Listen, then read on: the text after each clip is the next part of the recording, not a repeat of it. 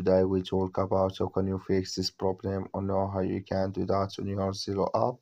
So all you have to do, so you just click here on settings, click here on settings.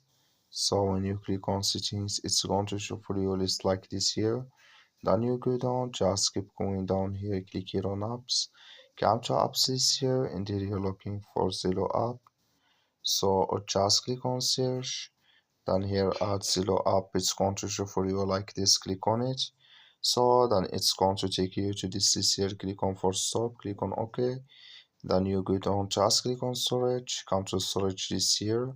Just click on clear cache. Then all you have to do now, just go to your Play Store. Click on it here. And here you search for Zello app. It's going to show for you like this. You will find here update. Click on it, and it's going to work with you. That's all you have to do. Thank you for watching. Don't forget to support us by liking, subscribe.